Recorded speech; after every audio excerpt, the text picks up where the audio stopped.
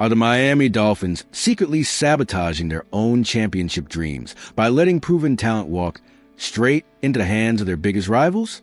That's the burning question every Dolphins fan should be asking themselves right now, because what we're witnessing isn't just typical off-season roster turnover.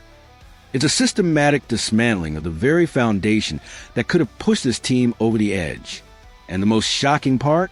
Some of these players are literally auditioning for teams we'll face twice a year. Let's talk about Duke Riley first, because the story perfectly encapsulates everything frustrating about this organization's decision-making process. Here's a guy who spent 4 solid years in aqua and orange, a player who understood the system, knew the culture, and most importantly, delivered when it mattered. Riley wasn't just filling a roster spot. He was the backbone of our special teams unit, playing over 70% of special team snaps for 3 consecutive seasons and peaking at an incredible 84% in 2024. But here's where it gets absolutely mind-boggling. While Riley was out there grinding, making tackles, and doing the dirty work that championship teams are built on, the Dolphins front office was already planning his replacement.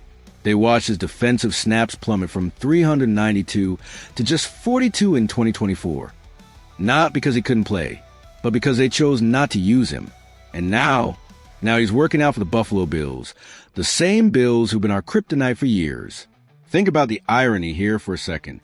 We're talking about a linebacker who recorded a sack, 45 tackles, and 3 tackles for loss in 2023 while starting 5 games.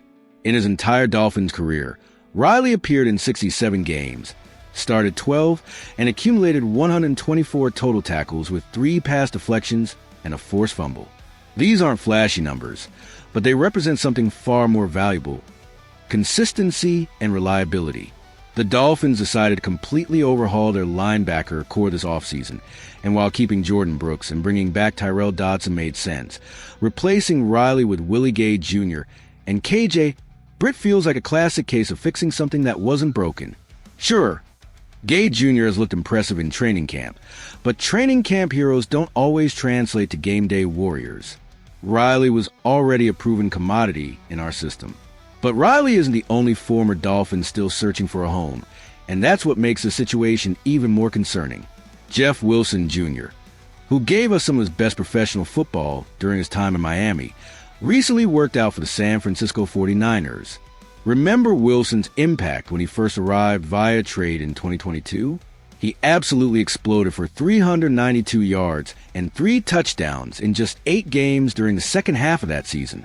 That production completely dwarfed his combined output of 245 yards and 0 touchdowns over 19 games in 2023 and 2024. The Wilson situation perfectly illustrates another troubling pattern with this franchise. We seem incapable of maximizing talent once we acquire it. Wilson showed us what he could do when properly utilized, yet somehow the coaching staff couldn't figure out how to recreate that magic consistently. Now he's potentially headed back to San Francisco, where his career flourished from 2018 to 2022. Then there's River Crocraft, whose departure stings for entirely different reasons. Crocraft wasn't just another receiver. He was a clutch performer who delivered in the biggest moments. His 3 touchdown catches came during some of our most memorable victories: the incredible 42-38 comeback against Baltimore, the emotional 21-19 victory over Buffalo in 2022, and the season opener against the Chargers in 2023. These weren't garbage time scores. These were game-changing plays when the lights were brightest. What's particularly frustrating about Crocraft's situation is that he actually signed with Seattle during free agency, only to have his contract terminated due to a non-football-related injury designation. This means he got hurt away from team facilities, which raises questions about whether the Dolphins could have done more to retain a player who clearly understood how to contribute in crucial moments. The domino effect of these departures extends beyond just losing individual players. We're talking about losing institutional knowledge, chemistry, and a kind of veteran presence that young teams desperately need. Jordan Poyer, Isaiah Wynn, and Jake McQuaid, all still available, all with something to offer, and all representing years of experience that simply walked out the door. What's most troubling is the timing of all this. We're not talking about a team in full rebuild mode here. The Dolphins have championship aspirations, yet they're allowing proven contributors to potentially land with division rivals. The Bills' workout for Riley isn't just about one player. It's about potentially giving Buffalo insider knowledge of our system's tendencies and weaknesses. This pattern suggests a fundamental disconnect between the front office's evaluation of talent and the reality of what these players actually brought to the table. Riley's special teams excellence alone should have warranted a contract extension. Wilson's explosive potential deserved better utilization. Crocraft's clutch gene was irreplaceable. As we head into the 2025 season, the question isn't whether these moves will come back to haunt us.